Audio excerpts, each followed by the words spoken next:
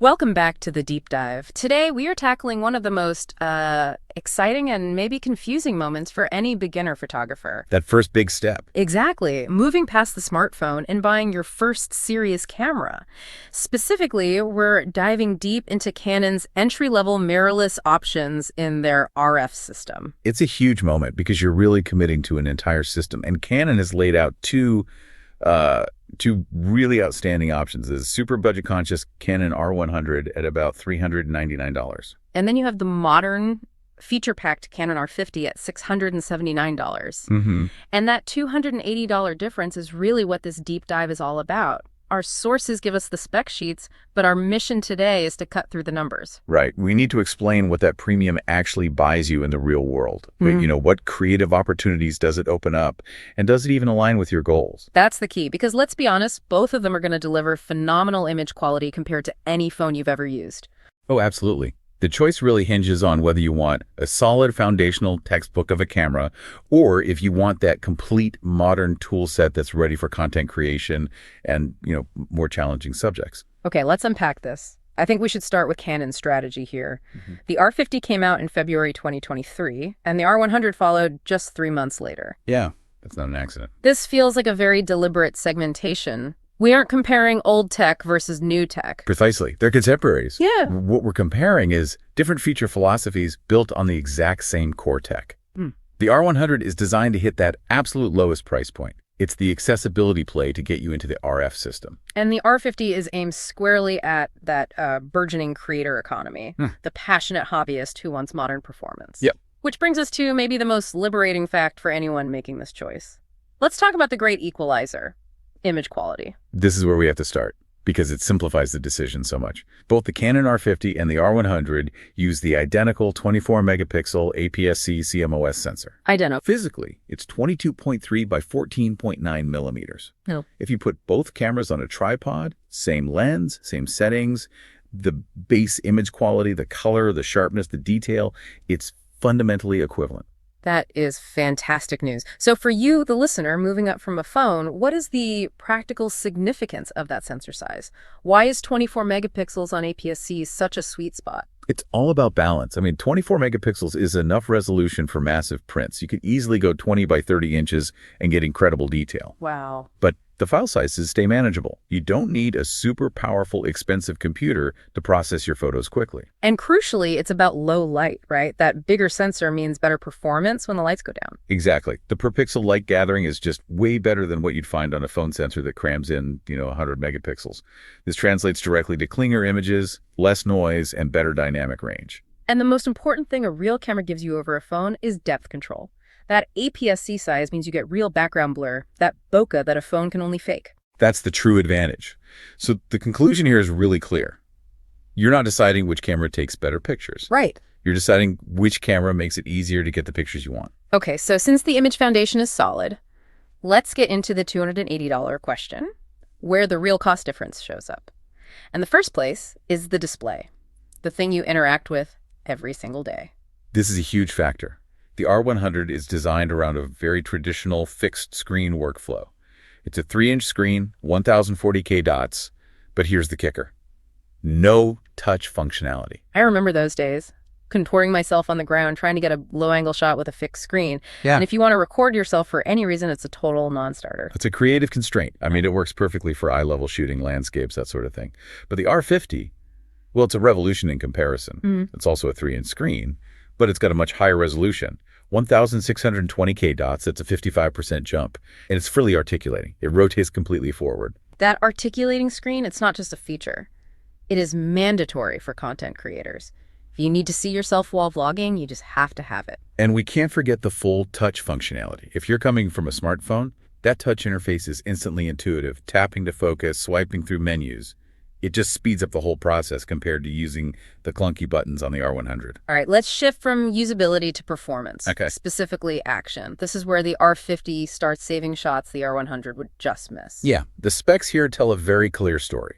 The R100 is built for, let's say, cooperative subjects. You get 143 focus points and 6.5 frames per second.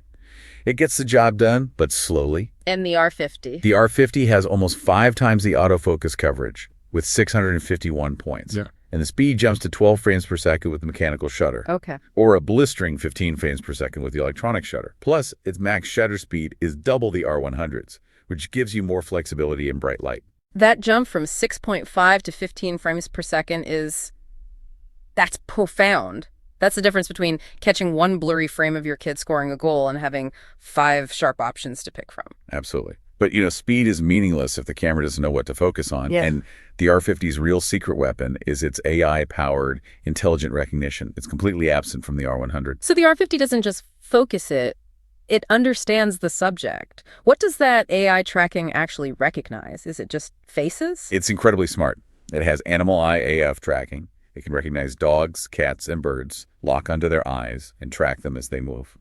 For pet owners, this feature alone is probably worth the premium. Trying to track a running golden retriever with the R100 sounds like an exercise in frustration. It is. You also get vehicle tracking AF for things like motorsports. Right. And for content creators, there's a product showcase mode. Oh, what's that? It automatically and seamlessly shifts focus from your face to an object you hold up to the camera for review. It looks so professional, and the R100 just can't do it automatically. Before we move on, we have to touch on anti-flicker detection. It's only on the R50, and it solves a problem we've all had shooting indoors. Right. If you've ever been in a gym or an office and seen those weird flickering stripes or inconsistent color across your photos, that's the lights.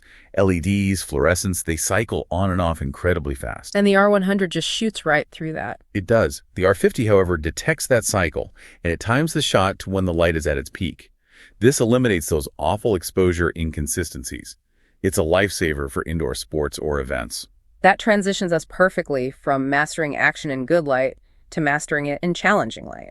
Let's talk ISO. This is another clear separation point. The R100's native ISO goes up to 12,800. The R50 pushes that native range all the way up to ISO 32,000, expandable to 51,200. 150% higher ceiling is huge. Can you give us a practical example? What does that let the R50 do that the R100 just can't? Sure. Think about shooting a concert without a flash or maybe wildlife at dawn. The R50 lets you use a shutter speed that's fast enough to freeze motion in that dim light. Whereas with the R100, you just run out of light. The image is blurry or just black. Exactly. Yes, the R50 image might be a little noisy at its highest ISO, but the choice is often between a slightly noisy, usable image and no image at all. Now let's tackle video. This gap might be the starkest of all because of one major artificial limit. Yeah. Both shoot good 4K, both have an external mic port, which is great. But the R100 has an archaic 30-minute clip limit. Which is just a software limitation, right? It's designed to push you to the more expensive camera. It absolutely is. If you're filming an interview, a wedding ceremony, any long-form content, the R100 forces you to stop and restart the recording every half hour. That's a deal breaker for any serious video work. The R50 has unlimited recording time. That alone makes it the mandatory choice for anyone serious about video. And beyond just time, the R50 delivers higher quality data.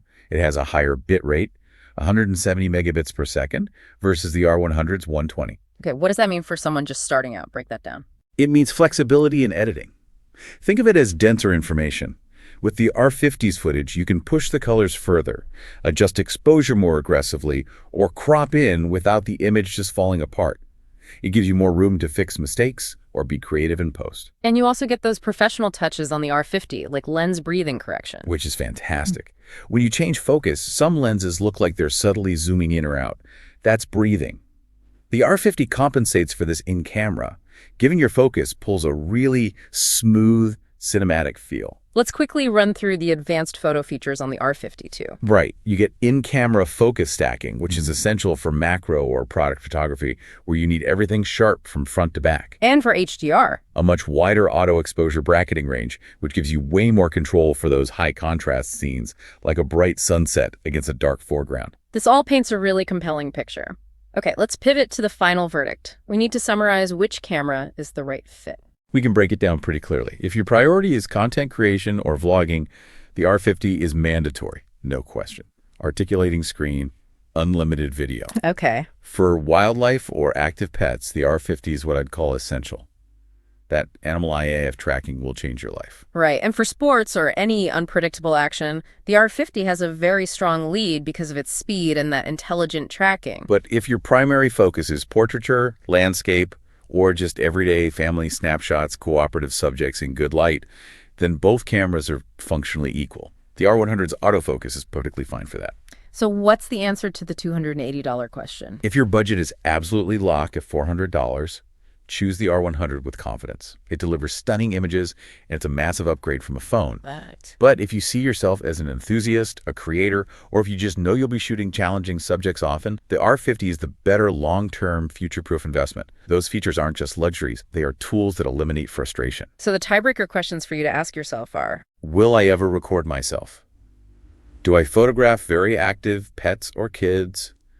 And how much does that post-production flexibility really matter to me? if the answer is yes to any of those, it really points you toward the R50. The takeaway is that neither camera is universally better. Not at all. They just serve different missions. The R50 just makes the process easier, faster, and gives you more of a technological safety net. But before we wrap up, we have to talk about the lens ecosystem, because this is maybe the best news of all. It is. Both cameras use the exact same Canon RF mount. You are buying into a system that is designed for decades of use. And that's investment protection. Total investment protection. Right. Any RF lens you buy now will work on any future Canon RF camera you buy.